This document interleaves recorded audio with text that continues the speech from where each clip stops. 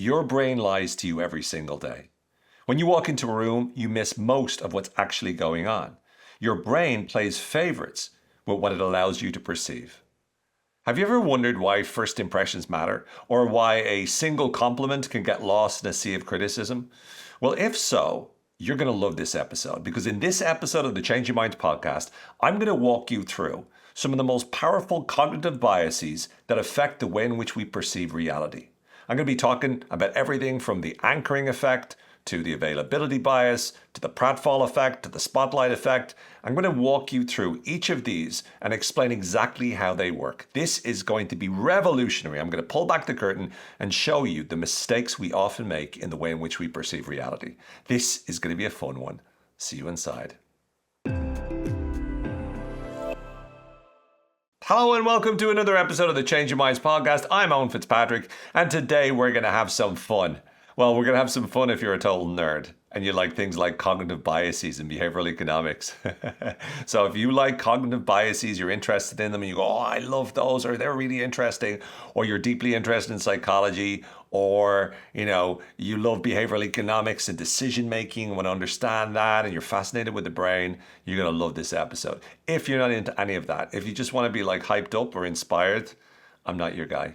I'm inspiring, but I'm more nerdy than inspiring. So it's not an inspiring day for me today. It's not a bad day. It's just we're going to be going into cognitive biases. Anyway, in this episode, we're going to be talking about a number of different cognitive biases to do with the way in which we perceive the world. Now, a cognitive bias is best described as a sort of a deviation that we have from rationality and judgment. So a cognitive bias is an automatic sort of pattern or habit, what we call a heuristic or a shortcut in terms of how we perceive certain things. And our brain developed a lot of cognitive biases. These are sort of like rules of thumb that we've developed over the years to be able to make our thinking easy. In a nutshell, let me explain it. Our brain typically tries to conserve its use of energy, and it rules based upon the principle of efficiency. So what it tries to do is it tries to figure out shortcuts so that it doesn't use as much energy. Some of those shortcuts or great generalizations are what we call learning. You go in and you recognize a table because it's a table, and you don't have to figure out what's this weird object. So your brain is able to do that in a very useful way. But at the same time, it also develops some generalizations which aren't so helpful and aren't so useful. And cognitive biases are kind of biases that we have, these deviations from judgment, from rationality and judgment, I should say, which is something that sometimes will steer us off course. And in this particular episode, I want to focus exclusively on more selective perception kind of influences and biases. So we're going to walk through a number of ways in which our brain deceives us by changing what we focus on and where our attention goes. We're going to talk about a number of different cognitive biases, and by the end of this particular episode, I'm hoping that you've got a really great understanding of how and why we don't always see what's in the world. We aren't always noticing what's right there in front of us. So let's get in and let's start. So these biases are related to the initial processing and perception that we have of whatever happens in our world. And so our brain typically will very, very quickly try to make sense of whatever's happening, and it will try to prioritize certain things for us to pay attention to. And so as we walk through some of these biases, you'll notice that some of them are very, very powerful, and some of them really do make a huge difference to how we actually experience the world. What I'm hoping is that once we're aware of the bias in action, once we can start to recognize it happening for us, that then gives us the ability to be able to stop and challenge our own thinking at this moment. It allows us to be able to hopefully perceive more of what's actually going on so we can make better decisions and we can ensure that we're thinking in a more favorable way. So let's start by talking about what we call the anchoring bias. Now, the anchoring bias is really our tendency to rely too heavily on the first piece of information that we receive whenever we're making decisions. Now, this bias was popularized by the work of Danny Kahneman and Amos Tversky in about 1974. Now, Kahneman and Tversky are two really well-known psychologists in the area of behavioral economics. They're two of the people that are most responsible for the area of behavioral economics. And behavioral economics, in a nutshell, is sort of like the psychology of decision making. It's really studying the way in which we make decisions the way real human beings make decisions, and the fact that we aren't always as rational as we'd like to think that we are. And in a lot of work that they did, they found a number of mistakes that we make, a number of these biases that we fall into the trap of. And one of these is what is known as the anchoring bias. And so what happens with the anchoring bias is we tend to look very quickly at the first information we get, and then that then in turn distorts the way we experience whatever is happening after that. So a good example of this is that if, for example, in a health context, oftentimes people will base their perception of a treatment procedure based upon what happens first, or they start to notice themselves getting better, or they hear the first bit of information about this particular treatment, and that tends to skew the way in which they hear everything else about it. So whatever information we hear first influences the way we perceive everything after that. Another example would be when we judge someone's character based upon the first impression we have of them. So the very first time you meet someone, you immediately get a good vibe for them, and for there on in, even if they move away from the expectation we have, even if they start acting different or acting weird, we're still more likely to focus in on, well, the first time I met them, they were really cool. Therefore, they're probably just having a bad day now. Whereas it's very possible they might be having a great day when they first meet you, and now they're back to normal. But we don't think like that. Instead, first impressions last because our brains are trying to figure out how we can best cope with the world. Now, if you think about it, this makes sense from an evolutionary perspective. Because in order for us to be able to survive, one of the things we need to do is very quickly figure out what's going on. We need to reduce what we call the cognitive load, in other words, the amount of energy our brains are using, and try to figure people out as soon as we meet them. Are they friend? Are they foe? Is this new cave person going to beat me over the head when I turn my back with a big stick? We don't want to be beaten with a big stick. We don't want someone to knock us over the head with a big stick. That's not good, because big sticks hurt. So enough of those extremely relatable examples. Another example would be when you're negotiating a salary. It might be based upon the very first figure. So in negotiation, anchoring is a well-known phenomenon. What happens is that if I'm negotiating with you, whatever, let's imagine in a salary, I'm trying to hire you, I'll give you, and let's say I say, oh, I'll give you this amount of money. And then you balk and you respond back to that and go, no, that's too little. And then you'll counter the offer with something much higher. But what happens is that I've set down an anchor now, a particular salary that I've put down, and now you're going to react or respond to that anchor. So what that means for me is I'm now owning or controlling the direction of the conversation because I've set the first anchor down, and now you will be responding to that anchor. Whereas if you told me what you wanted, now you set down the anchor, and now I've got to respond to that. So oftentimes anchoring is used as a very effective technique. Again, if you're selling a house to someone, you want to often set the anchor and say, we're looking for this, and give them a very high number, and then they react to that, and then they will give you a counter offer. But if you let them speak first and them say, I'll offer you this for it, before you've given them any figure, then you'll then have to respond to that. So setting down an anchor can sometimes be very effective, again, because of that particular process. So the anchoring effect, it's something that happens all the time in sales. Whenever you see something and it's like normally this price, but for this time only it's a sale, because you see it at the first price, all of a sudden the sale doesn't seem as high because once again, we're influenced by that first thing. Now, there's other factors at play, such as what we call the contrast effect, which we'll talk about a little later. But the anchoring effect is a very powerful and very effective way of influencing ourselves because whatever information we receive first dictates how we perceive everything after that. The next bias we're going to go into is what we call the availability bias. And the availability bias is the likelihood that we have to overestimate whether or not an event will happen based upon how easy it is for us to access in our memory. Now, how easy something is to access in our memory isn't just that it's happened recently, it could be, but it's also that we see it everywhere or that it's very, very dramatic. So for example, whenever there's a plane crash, we're much more likely to overestimate the likelihood of a plane crashing, even though the odds of a plane crashing are ridiculously low. When you see one in the news, you then immediately are more likely to over-believe that it's very, very likely that a plane crash may well happen again. And so whatever we see around us a lot, whatever is very easy for us to recollect, and remember, what's easy for us to recollect is something that we see everywhere, something that's happened very recently or something that's very dramatic. Those are easy for us to bring to mind. And the more easy they are to bring to mind, the more available they are to us, the more likely we are to overestimate the frequency of those events. So typically, if you ask people how likely something is to happen or how likely you are to die in one situation versus another, more often than not, the more boring ways of dying, certain illnesses, are people sort of dramatically underestimate the likelihood that they will die from something boring, even if it's way more likely that they will than they will from something dramatic like dying in a fire or a plane crash or a terrorist attack. So what's really vital is that we recognize this tendency. And once again, it kind of makes sense that we're looking for this way to try to make sense of the world because we're looking at the information available to us.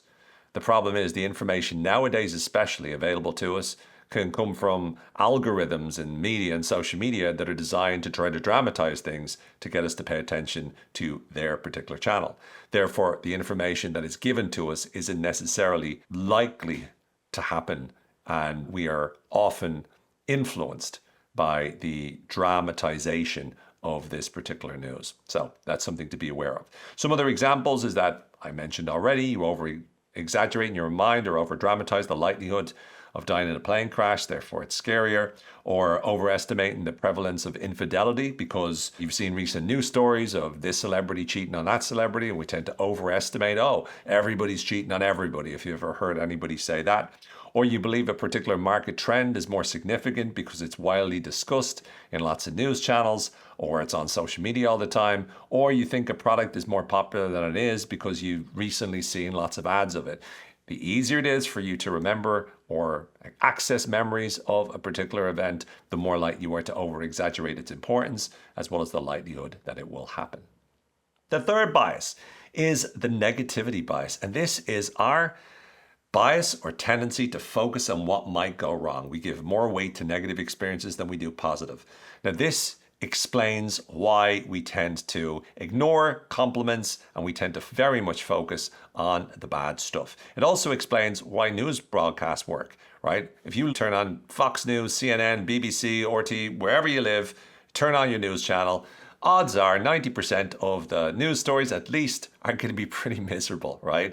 Now, they're not just going to be sad. They're not just going to be like, this person, this is already sad. It's more than likely going to be, you want to be scared. This is awful. This is dangerous. You're going to die. Look, this new disease is coming out. Oh, you don't want to be around this disease. Oh, terrorists are happening. Oh, look at who's going to be in charge of your country. Oh, look at that. It's constant. The news is telling you should be terrified. Or the news is telling you should be angry. Or the news is telling you life is really awful. Regardless, why does the news do that? Is it just like run by sick, twisted individuals that want to make you miserable for the rest of existence so that you can somehow hate life as much as they do? Possibly. But more than likely, what's actually going on is that they know that the one thing that will guarantee that you'll pay attention is negativity. Negativity is a wonderful way of grabbing and keeping your attention. Now, why? From an evolutionary perspective, it kind of makes sense. This is an adaptation we learned. We learned to be able to pay attention to what was going wrong or what could go wrong so that we were protected and made sure that we didn't go up to a snake going, "Hello, you little cutie snake. You're so cute. Oh, ouch. Oh, look at that little venom. It's so cute, that beautiful venom." If you did that, you die. So you need to be able to pay attention to the snake in the grass, and you needed to pay less attention to the cute little rabbit that's like jumping around eating whatever rabbits eat. I can't think of it. I know rabbits eat stuff, but I can't think of it. Probably sure rabbits eat carrots. That's what. Bugs Bunny, carrots. I knew it. Was Bugs Bunny a rabbit? I think he was. Yes. Anyway, never mind.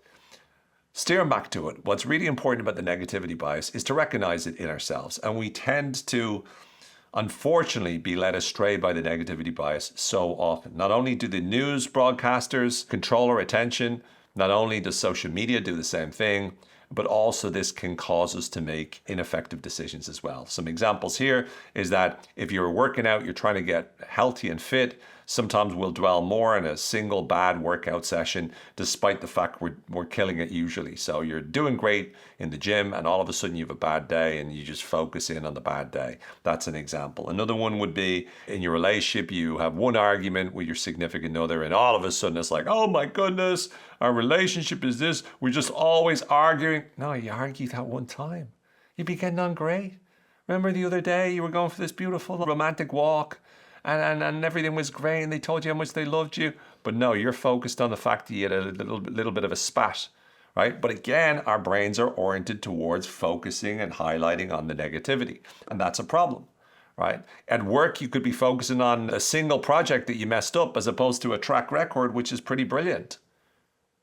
Or if you're thinking in terms of shopping or buying stuff, it could be that one negative experience could be dominating your thoughts and you'll say, I'm never going there again. Even though it was one experience out of maybe 100 where you 99 great experiences. So because we overweight these negative experiences, they can skew our decision making, and oftentimes we can make inaccurate decisions as a result. So it's really important for us to recognize when the negativity bias is kicking in and stop it from influencing us in that negative way. The next bias is the recency bias. And the recency bias is our tendency to weigh more recent events as more important and in a more heavy way than events from longer ago. So we tend to focus more on what's just happened.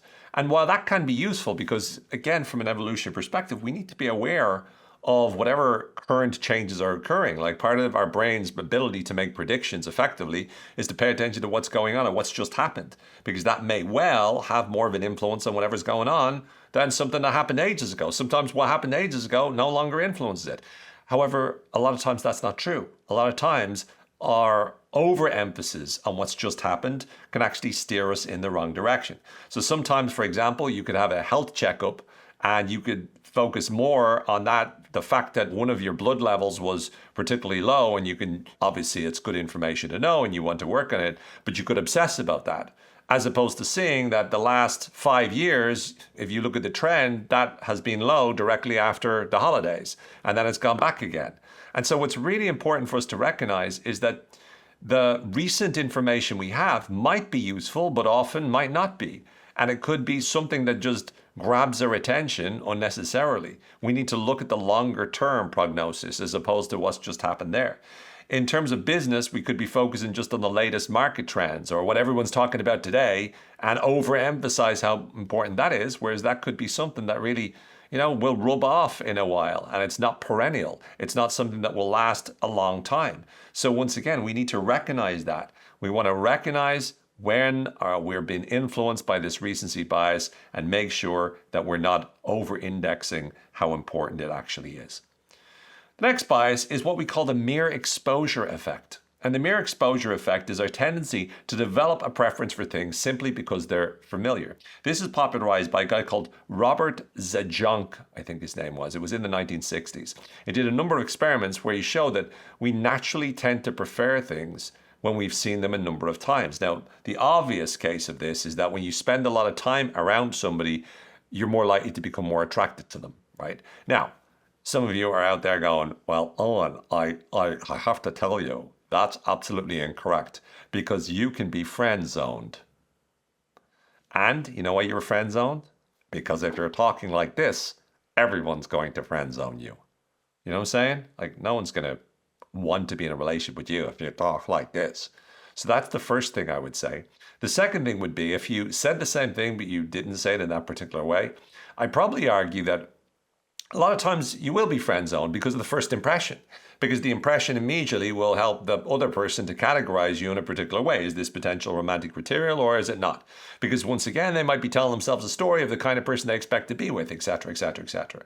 However, the more time people spend around you, unless you're really annoying, the more time people spend around you, the more they'll like you. This is the mere exposure effect. So some examples of this that might come to mind is that we often prefer health supplements that we've seen or seen their ads frequently, and we're more like commercials frequently, more likely to like them or believe more in them as a result of that. If we've worked with someone, we're more likely to want to keep working with them, not just because we're comfortable and we can trust them, per se, but also we're more used to them and therefore we built up a bit of a relationship.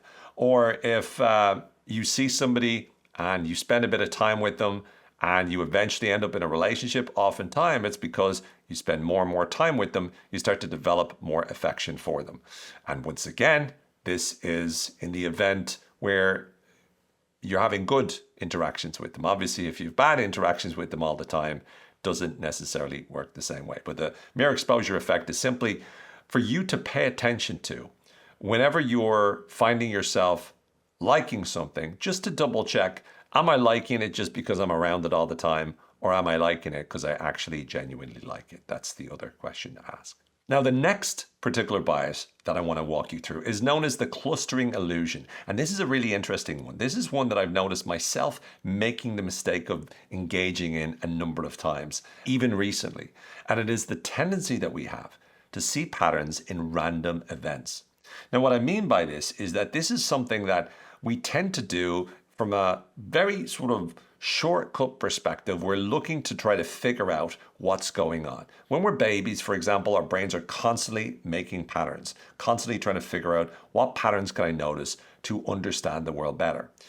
But as adults, oftentimes we'll keep doing this and we'll do it in ways that actually, when we put it to the rigors of science, doesn't fulfill the criteria. In other words, we find patterns where they don't actually exist. This is something, again, Tversky and Kahneman popularized and talked about as being something that skews our decision making as well. So some examples of this would be if you've ever exercised at different times and you find, oh, whenever I exercise at this particular time, this is the best for me. Now, you might look into research and some researchers will say, well, your cortisol levels are at this level, your dopamine is more in the morning, so therefore, and it might give you some sort of scientific explanation. But often what we'll do is we'll have a certain routine and it'll work for us and we'll assume, oh, this works for me. And we'll think that it works for us because it's actually scientifically proven. So for instance, if people have a certain, whenever they're, like I'll give you a simple example. Whenever I'm coming down with a cold or a flu, I would take lots of vitamin C. And I would just assume that I was destroying or boosting my immune system to the point that I was destroying any possibility that I was going to get the flu or get a cold. And as I started to look into the science of it, that's not right. Now, it still works for me. So whenever I do start to feel myself getting sick, I still take my vitamin C. I take other vitamins as well, or vitamins if you're in America. But when I do that, it helps me because I believe it helps me. But there's no science for it. And this is an example of the clustering illusion. I'm deluded in the sense of believing that if I just do this particular action, that I'm going to get this particular result. You might think to yourself that if you're running a business, the sales are always spike at the beginning of the month because you've had a few months like that. And once again, maybe that's true. Maybe for some reason, people get their salaries or whatever. Maybe there's some explanation, but more often than not, that's just you notice a certain pattern. And as a result of that, you then, from then on, start to cultivate this belief until the first time it doesn't happen, and then you start to panic. So it's important for us to be able to always make sure we can rationally explain exactly what's going on and not fall for this clustering illusion. The next bias to talk you through is what we call the halo effect. And the halo effect is the tendency we have to allow one positive trait that a person or thing has influence the way we perceive them overall. This was popularized by Edward Thorndike in the 1920s, and it's a really fascinating one because it influences a lot of people, especially in interviews, for example. In an interview, for example, you're much more likely to perceive someone as more competent, as smarter, and all sorts if there's one thing that you like about them. If, for example, they like the same team as you, or if they come from the same place as you, or they went on a trip to the same country as you, you're more likely to perceive them in much more positive ways, which have got nothing to do with those specific situations or those specific examples. So the halo effect is something that can really affect us and really skew the way we perceive people. Another example would be believing that a particular medication or supplement or whatever is effective because it's endorsed by a respected athlete. So you see an athlete saying it, or there's a lot of these different formulas and health supplements that are promoted on podcasts. And we tend to often associate a lot of positivity with them. And I'm not saying they don't work. I'm not saying they're not legit or whatever. Other people that are actual experts in that space would be able to make that argument. But it's much more likely that when we hear people we like associating themselves with it, we're more likely to see that particular medication or supplement a lot more positively. When a friend is punctual, might make us more likely to trust them in other areas. But just being on time doesn't necessarily mean that they're honest. But we're more likely to believe that they're honest because of that. Or we believe sometimes that a company is ethical because it donates to charity. Once again, you could have a company that donates to charity and, they're destroying the rainforests. Probably lots of companies don't care, but they know they give their token gesture to charity, and as a result of that, people think that they're ethical. Now, I'm not saying companies aren't ethical. I'm sure there's loads of companies. I'm just making the point that oftentimes we can overestimate how good something is based upon one thing that we already like about them. Now, we also have another effect called the horns effect, which is like the opposite of the halo effect. This is the tendency to allow one negative trait to negatively skew our perception of that entire person or that entire thing. Once again, this is very interesting because it also is something that isn't fully rational. We tend to look at a person again in an interview context, and if there's something we don't like about them, we're more likely to see them as less competent, less able, less smart, which once again is not necessarily rational. And so we need to start to recognize, why is it that I've got a bad sense for this person? Because sometimes we go, oh, I've got a good feeling about this person. But sometimes that good feeling is really the product of the horns effect. And the horns effect is obviously named after the horns of the devil, because we see the devil. But the truth of the matter is that recognizing is the first thing. Do I like this person? Do I not like this person? If I don't like them, what's going on? What has led me to not like them? If I do like them, what is going on? What's led me to like them?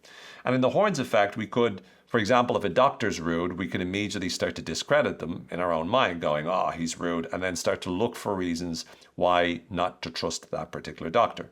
Or if a friend is late, instead of being punctual, we assume they're not trustworthy or they're not reliable, right? Or with an employee, we might take one mistake they've made and immediately assume that they're incompetent because of that one mistake. We're focusing on that mistake, and that's generalizing across the board. So are we guilty of looking at a person or looking at a thing and immediately tarnishing it all with a certain negative brush, or indeed with the halo effect, tarnishing with a positive brush? Because either way, it can ensure that our judgment about that particular person or that particular thing is not as accurate as it could be. The next cognitive bias that we can often fall for is known as the illusion of control. And this is a very interesting one because this is the tendency that we have to overestimate our own ability to control a situation. And we are all guilty of this. This is introduced and popularized by Ellen Langer, Professor Ellen Langer in the 1970s. And her research sort of showed that people will often believe that they've control over outcomes that they actually don't have any control over. So this is where superstitions come in, right? So if you ever have these superstitions going, oh, I always do this and I always do that and that always cures me. Those kind of superstitions, or even if you play sport and you think to yourself, oh, I got to bounce the tennis ball like 5 times, or I got to always wear my favorite jersey when I'm playing football, or any of those kind of habits that we might have, thinking that it will make us more lucky. That's an example of the illusion of control. We often think we can prevent ourselves from getting sick by using a certain lucky item, or we believe that we can control our partner's behavior by performing certain actions, right? It's almost like we overestimate our ability to be able to control the situation in our lives. And sometimes we do that because it makes us feel like more sane, because one of the scariest things for us as human beings is the idea that we can't control what's going on around us. Our brains are prediction machines. They look to be able to figure out what can we do in order to survive. And whenever shit like COVID happens, all of a sudden you're in a world and you're like, oh my goodness, I can't control anything. And if you can't control anything, you're doomed. But instead, if you can bake bread, I'm talking to all the bake breaders or the bread bakers out there, you know who you are, or the DIY connoisseurs that started during COVID and started to, create stuff. It's because we have this need to control. Now, baking bread and doing DIY is useful because it's not the illusion of control. It is actually something you control. But if you're not doing that, the idea that we can start to, I'll take this supplement and it'll make me resistant to COVID or whatever the case may be, that is an example of the illusion of control. And it's important for us to recognize that this tendency can often lead us to even losing money. Like if you take the stock market, we believe that we can predict or control certain stock market movements based on our own analysis. And we ignore the fact that a lot of times it's luck.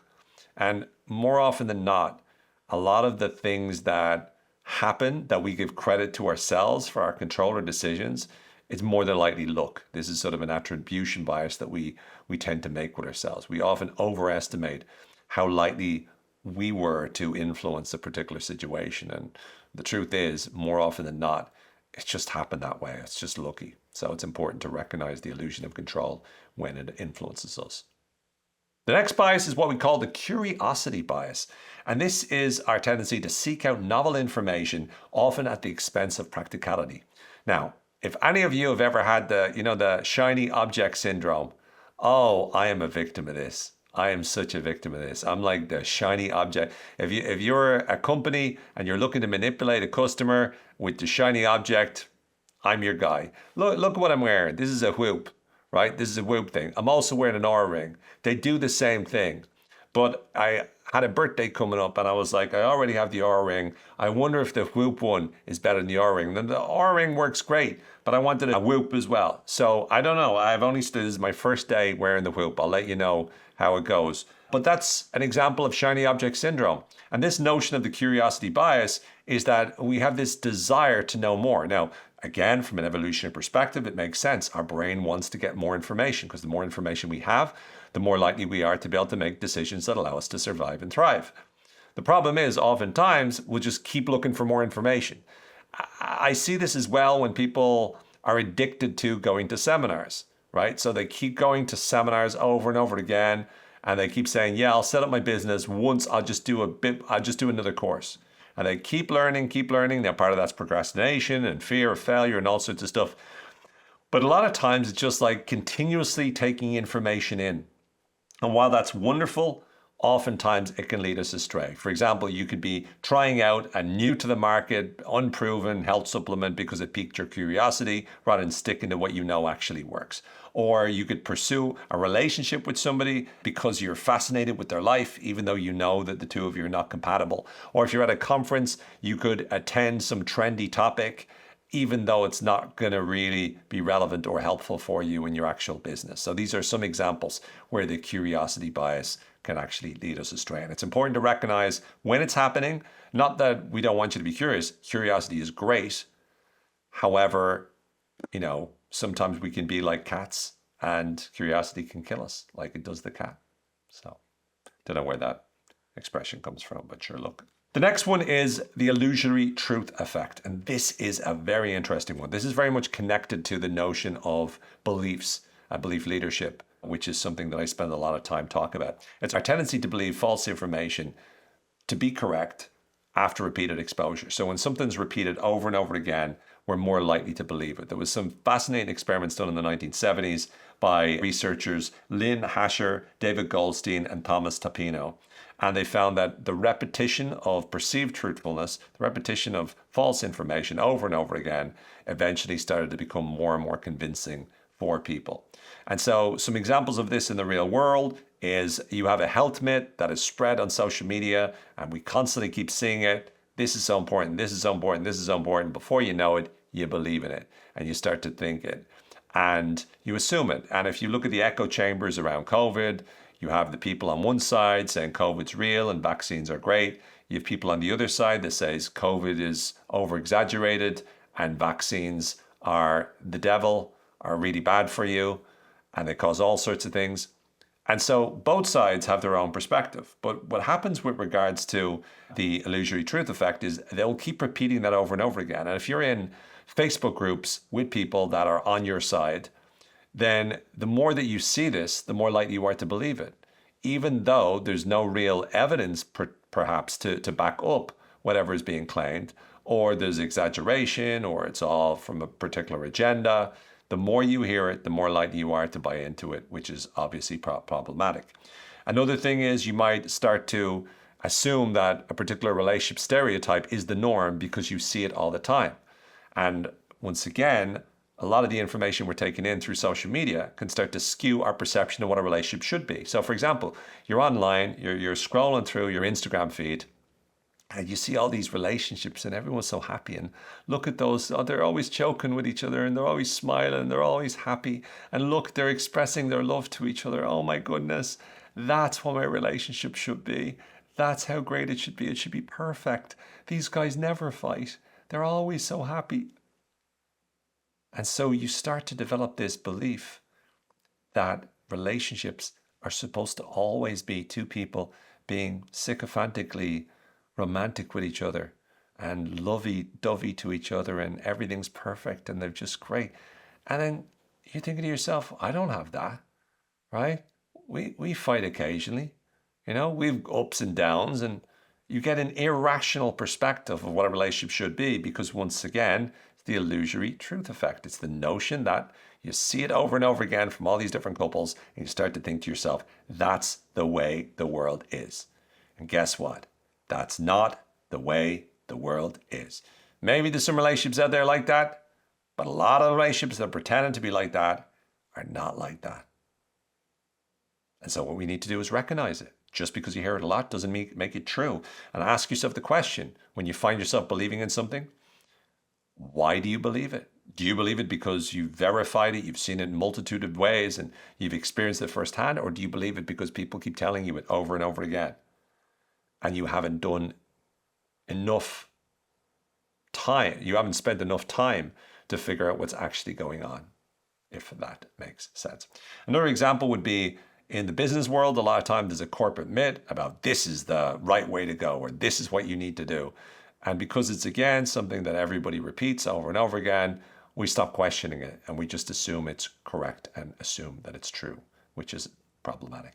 Another bias that is important for us to recognize is known as the conformity bias. And this is our tendency to behave similarly to the people around us, often influencing us through social pressure, or what is known as sometimes peer pressure. Now, this was popularized, I suppose, in the 1950s by the work of Solomon Asch in a number of experiences that showed how we tend to conform with what other people think, or what, if everybody else believes a certain thing, we're more likely to fall for it as well. So some of the experiments he used to do, I think, were he would bring in certain drawings and he would say which line is longer, and one line would be longer than the other, but he would get a number of actors that you wouldn't know that they're actors, but they would be in the same room. And initially, if you were on your own, you would say, oh, line A is the longer one. But before you judged which line was longer, everybody else would go, and everyone else would go, oh, line B. And the research showed that whenever you were in a group and you heard everyone else picking line B, you were more likely to pick line B. Like, line B was obviously shorter, but everyone else is saying it's longer. Most people were like, yeah, I agree, line B, line B. It wasn't line B. So that was a really cool set of experiments, really fascinating. One of my favorites in this area, psychology perception. Some other examples in terms of health. Sometimes we do a diet because our friends are doing it, and because it's popular, even though necessarily it's not necessarily the best choice for us. We could agree with somebody who's being very negative, and that, like, some people, you have people in your life ranting about someone all the time and go, yeah, no, I know what you mean. Or they gossip about someone and we just agree with them, even though we don't agree with them, but we just do it because we don't want to be the odd one out. Or we support a decision at work that the team is bought into, even though we've reservations about it. These are all examples of the conformity bias affecting us. Sometimes we'll even buy something because it seems to be so popular with regards to the people around us. So the conformity effect is something we need to notice and do what we can to avoid falling into the trap, so that we don't make decisions just because everyone else around us is doing the same thing. The next bias that we want to talk to you about is the spotlight effect. And this is a very interesting one, because this really is about our tendency to overestimate how much other people are thinking about us. We think we're under the spotlight. We think other people are constantly obsessed with us. And this is something that can be very easy for us to actually start to build anxiety around. A lot of times we'll have more social fear or anxiety because of the spotlight effect. This is made famous by Thomas Gilovich and Kenneth Savitsky in research in the early 2000s. And the spotlight effect would be sometimes if you've got like a spot on your face or whatever, you're like, oh my goodness, everyone's going to look at my spot. People aren't looking at your spot. I'll be honest with you. Some people might do, right? Some people are very judgmental and very physical oriented, might like see it, but they don't spend that much time thinking about it. They just go, there's a spot. But if it's me, I notice nothing. I mean, I'm just oblivious to most things, right? People can change clothes in front of me and I don't even notice it half the time, right? I'm just in my own little world. And, it's really difficult when someone gets a haircut. I miss most of the time. So I've just resigned myself to most of the times I see people, I'm just like, oh, did you get a new haircut? Just in case they did. Do you know what I mean? And I'm not saying everyone's as bad as me, but you don't have to be as bad as me to miss things like that. The reality is, most of us are focusing on ourselves. So we're not thinking about your spot. And sometimes we can overestimate the likelihood that people are thinking about, oh my goodness, they're thinking about how I look. They're thinking about this pimple. They're staring at me. And they're not. They're just thinking about themselves. And it's important for us to recognize that. Sometimes we think that our colleagues are all watching when we're coming in or focused on our contributions at work when they're probably focused on their own contributions at work or they're focused on something else. All of those examples are examples of this spotlight effect where we're self-conscious because we're overestimating how likely they are to be thinking about us and thinking about what's going on for us. So it's really important for us to be able to recognize this at play and to be able to give ourselves a break, because one of the first steps to overcoming this social fear or anxiety is to realize that people most of the time don't really give a shit. They're in their own world. They're not thinking about you. Therefore, you don't have to be self-worried in that context, in that situation. Another cognitive bias that we want to talk to you about is selective perception. And this is our tendency to perceive information in a way that aligns with our existing beliefs and attitudes. Our tendency to perceive information in a way that aligns with our existing beliefs and attitudes. Not a million miles away from something we'll talk about at some point, the confirmation bias, where we look for evidence to prove that we're right and we dismiss evidence that contradicts us. But this is more about perception as opposed to beliefs. And so one of the most important things we need to recognize in this is that selective perception means that we're oftentimes going to be missing some really important, valuable information simply because we don't want to see it. And so examples of this would be if, and I'm a devil for this, right? Let me give you a simple example. I was on a health buzz one time, and I was in Italy teaching a workshop over there. And I was trying to eat healthy, right? So I wasn't eating any carbs, which, let me tell you, trying not to eat carbs in Italy, you need to be performing miracles. But I went into a shop, right? And by carbs, I should clarify when I say carbs. By carbs, I meant full-on carbs, like bread, pasta, pizza, right? Just that. I'm not talking any carbs. Anyway, I go into this store, this shop, and there's a bar there called Fitness, right? Fitness bar. And it was in English, the word fitness. And it was a chocolate bar, but it said fitness on it. So I convinced myself, yeah, it wouldn't say fitness if it wasn't healthy. It wouldn't say fitness if it wasn't packed with protein and vitamins and minerals. So I'm buying this. And remember, the label was in English. The rest of it was in Italian.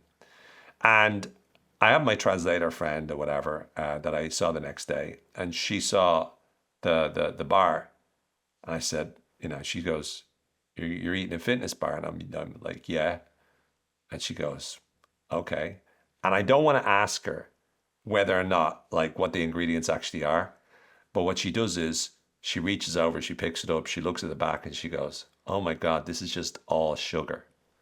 At that moment, I hated her. Because I was living in my nice little world with my nice little selective perception where I'm like focused on the fact, listen, it says fitness. It's good for me. I'm sure you can all relate to that. Maybe not. Another example would be that you see your partner's actions in a positive light where you ignore any negative behavior. So whenever you are, especially in the early phase of relationship, you're like, oh my goodness, they're the best, they're amazing. What about the time that they shot you in the face? Well, they didn't mean to. I don't know where they got the gun, but it was by accident. What about the time that they burned your library of books? Well, they were just trying to stay warm. Man, if you're in that kind of relationship, by the way, where they're burning your books and they're shooting your face, it's a toxic relationship. I mean, you should know that at this stage, but I'm just telling you, get out of there. Another example, well, these are very relatable examples, I can tell. Another example would be, whenever people give you feedback about your performance at work and you just listen to whatever you want to hear, right? And that's selective perception. So once again, with that, Am I hearing what the person's saying? Am I hearing the information that's out there? Am I reading the information that's out there? Am I looking for the information that's out there? Or am I just looking for whatever I want to hear? That's really important that we start to seek out information that sometimes we necessarily don't want to believe, but is more accurate.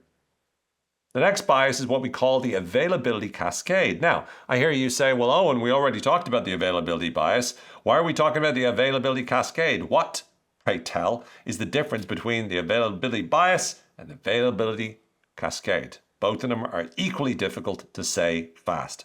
Well, the availability bias is our tendency to overestimate how likely something is to happen, whereas the availability cascade is this sort of self-reinforcing cycle which explains how repeated exposure to a certain idea can increase its perceived credibility and acceptance. Now, let's say that it's almost like availability bias and the illusory of truth effect got together and had a baby, and it was called availability cascade. Because in a nutshell, what happens is that when an idea is repeated a lot, from an illusory truth perspective, we start to believe it more because it's repeated more and we hear it more. But also, the more that it's heard, the more easy it is for people to access. The more people talk about it, the more they repeat it to each other, the more the illusory of truth also works. So it's almost like a combination of these. And the availability cascade leads us to build a lot of assumptions and beliefs about the world very, very powerfully and very, very quickly. So we tend to believe that a health scare is more common than it actually is because it's frequently mentioned in the media. We tend to believe that a business is going down the drain because, once again, people have been talking about it quite a lot. Or if you hear a rumor about a friend repeated by a couple of different people, we're more likely to believe it. Now, think about it. Sometimes you could hear a rumor about a friend, but that rumor could be told by, let's say if you got friend A, B, C, D, and E, and they're talking about friend F. And friend, you hear the same rumor from A, from B, from C, from D, and from E. And you think to yourself, well, friend A all the way to E all think it must be so. But actually, what if friend A is pissed off with friend F? So friend A tells B, B tells C, C tells D, D tells E, and they all tell you. Well, now you're in a situation where really the only person that really said it was A.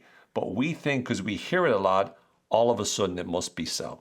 And so it's really vital for us to recognize this tendency, this availability cascade is all too often where we start to cultivate this belief.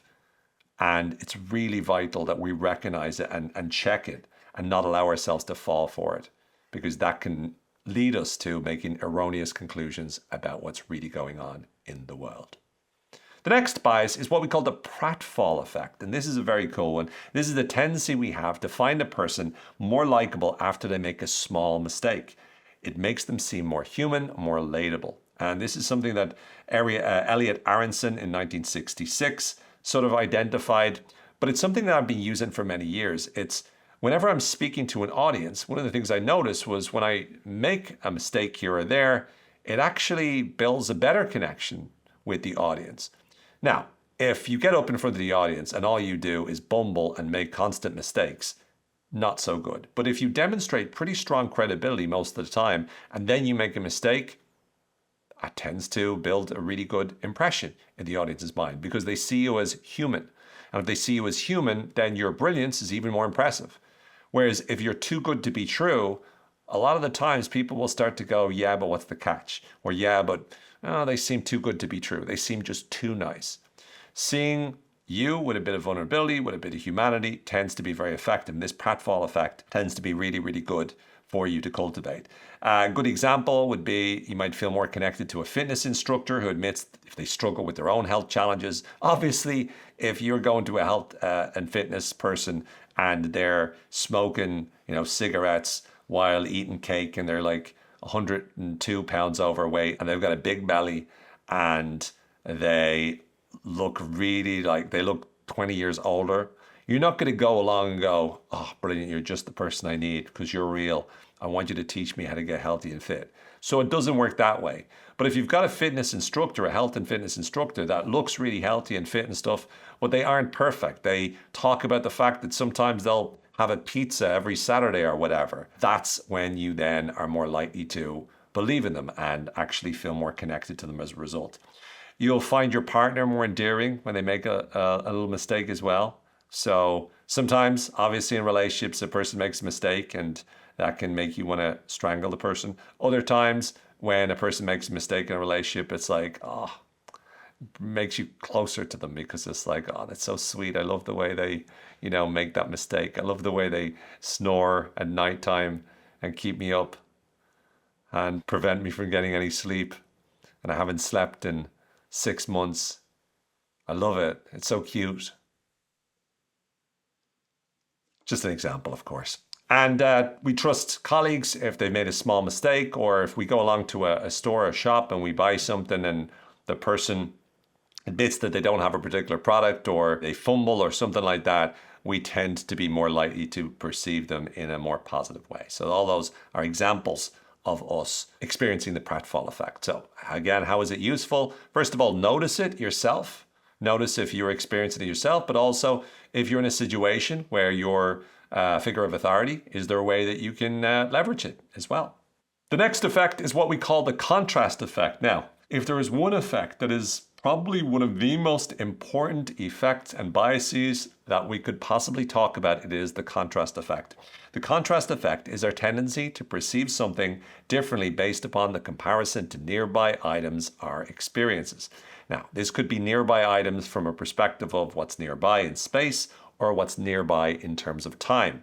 So whenever you've experienced something very positive, then something neutral, if you experience something neutral after that positive experience, it's much more likely to feel a lot more negative. Whereas if you experience something really negative and then you experience something neutral, that neutral event is more likely to be experienced as something positive, because we don't just go to neutral states all the time. Whatever is positive feels positive in comparison to what happened just beforehand. And that's really, really critical, because more often than not, the reason why we are miserable is because we are comparing how we think we should feel with how we actually feel. We compare how we think our life should be with how our life actually is. And as a result of that, we're oftentimes building the image of how we think life should be based upon all of the bullshit that we see on Instagram. So we see it, we go, oh, that's how things should be. Oh, this is how things are. Should be, are. Should be, are. I'm so miserable. Why? Because you're creating this impossible image of how things should be based upon all the bullshit we see, and you're comparing it to what actually is, which is the real world, which is real life, which is the ups and downs, which is the messy middle, which is the real essence of life, with all its joy and pain mixed together in a cocktail of crazy chaos. That's why we're depressed. Not the entire reason, but it plays a big part. The contrast effect matters. Some examples of this, and this has been studied for many years. It's mentioned at the beginning of Robert Cialdini's wonderful book, Influence. And it's something before he gets into his 7 principles of influence. He starts by talking about contrast and the power of contrast as something that influences us. But some examples would be if you're absolutely fine and you experience moderate pain, we're more likely to perceive that particular pain as being severe. Whereas if you're feeling moderate amount of pain and then you feel okay, you're more likely to perceive that okayness as feeling good, right? Once again, we compare what we're experiencing to what we've just experienced already. Or we might, in a relationship or in a friendship, we might compare a new friend's behavior to a toxic friend, or let's say a relationship. Let's say you've been in a relationship with someone, an absolute nightmare, right? They're critical, they're negative, they're horrible. They were just a nightmare to be with, right? Give me a hand up if you've ever been with someone who was an absolute nut job, who was like the bane of your existence, and you're thinking to yourself every day, you're going, what did I do staying with them? That was the worst. And they treated you horribly for so long. And then you were with someone and they weren't treating you horribly, but they weren't treating you well. They were just like normal. They were okay. But you were like, oh my goodness, they don't criticize me all the time. Oh my goodness, they don't scream at me. Oh, they don't throw things at me. Oh, they're so sweet. You know what they did the other day? I made dinner for them and they said, thank you. Isn't that so romantic that they thank me for dinner? Right? Because you're comparing it to a lunatic that you're with beforehand. We create impressions based upon what we've experienced beforehand and the gap between those two things. And as a result, it influences us. It also influences in terms of buying stuff. When you find a moderately priced item, right, after you've seen something expensive, it seems a lot more cheap. So if you're going to buy something and you're thinking about, like, you're going to look at very expensive version, the thing you might buy, and then a very cheap version, never look at the cheap version before, or never look at the expensive version before you look at the moderate version. Why? Because when you look at the really expensive version and then you look at the one you're thinking of buying, you'll be much more likely to say, oh, it's actually not that expensive. Whereas if you look at the cheap item first and then you look at the moderately priced item, you're more likely to see that as, oh, that is quite expensive. So you're going to be much more likely to make a more accurate, or to manage your risk a bit more and make a better decision as a result. Whereas if you think that it's cheap, well, it's only cheap compared to what you've just seen, which doesn't necessarily mean it's cheap, if you catch my drift. The next particular bias that we'll go through is called the mere ownership effect. And this is also known as the endowment effect. And this is our tendency to value items better simply because we own them. And this is made popular by Richard Thaler in the 1980s. Richard Thaler is another well-known expert in the area of behavioral economics. He's the co-author of Nudge with a guy called Cass Sunstein. And he's also written other great books as well in the field. Misbehave, I think, was another, Misbehavior. But Richard Thaler discovered this sort of tendency that we have, which is something that can often skew our decisions whenever we're especially thinking of buying something or selling something. And because we tend to overvalue whatever we already own. And some of the fascinating experiments would be, he would put people into a situation where you get these different things and you get these different objects and they'd be, not worth that much. But he would have this game whereby you'd be able to sell the objects to other people, or you'd be able to buy objects from other people. And what he found is that when people were selling certain gadgets, they would be more likely to charge a lot more money for their gadgets than they would be willing to pay for the same gadgets when they had to buy it from somebody else.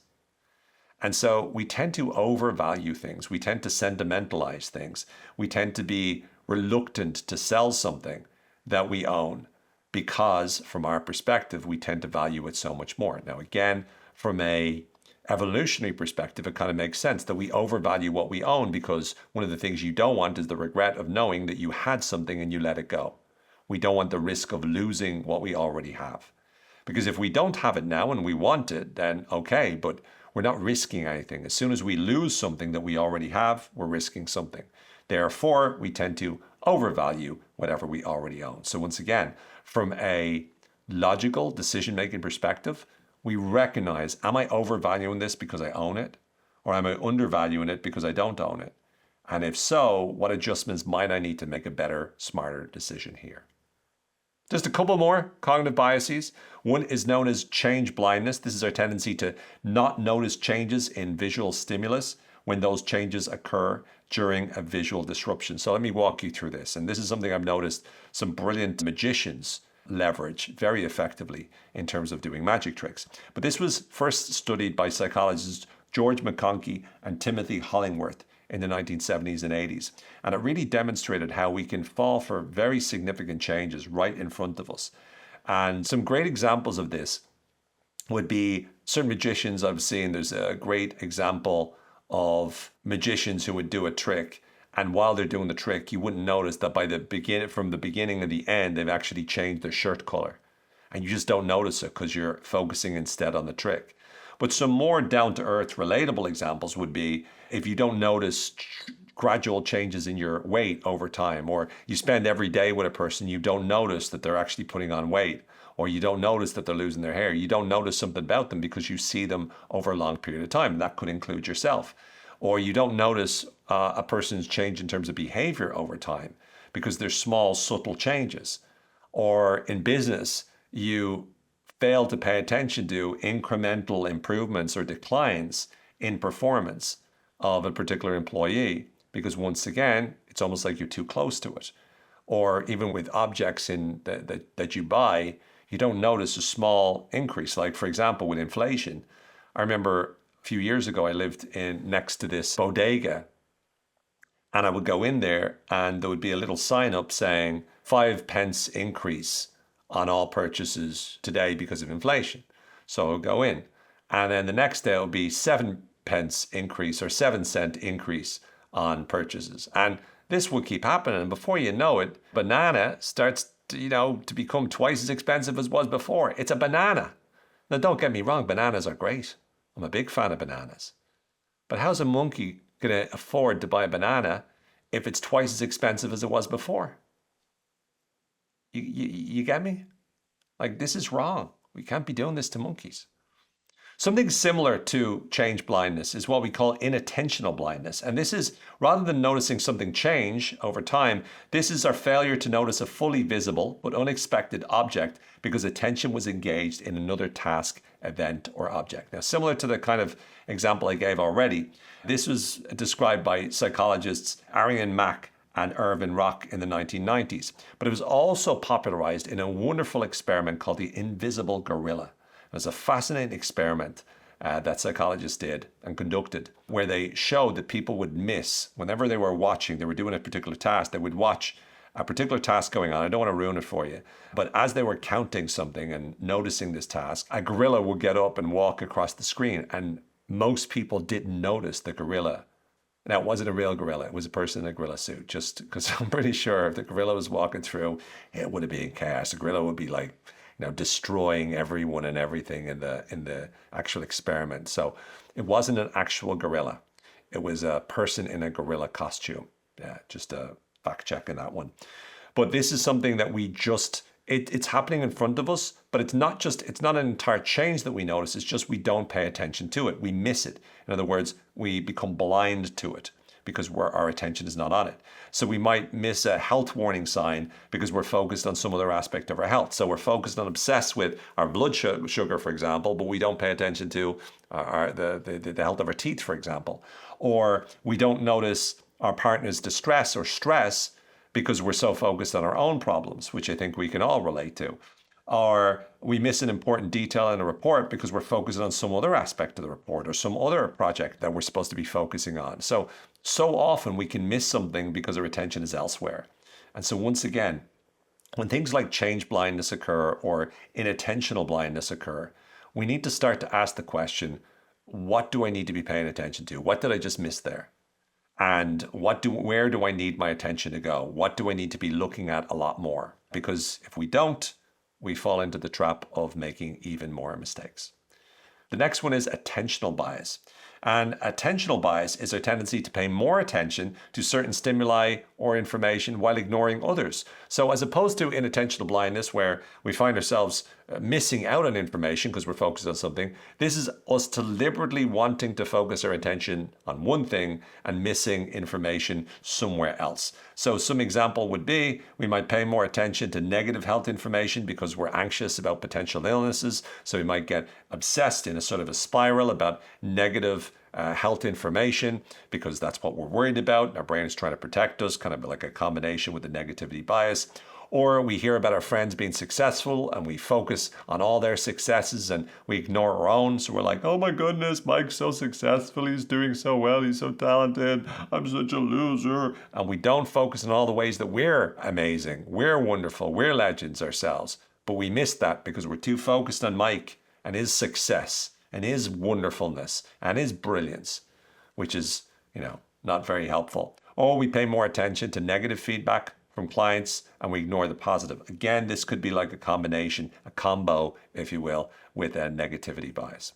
All in all, though, we've covered a lot. We've covered 21 different biases. But in this episode, I hope that you found that with each of these different biases, you've learned a number of different ways in which your brain can be led astray, because what you see is not always what you get. And when you start to notice how our perceptions can actually distort and change what we actually perceive and experience, we realize that when the stakes are high, it is absolutely critical that we can overcome that.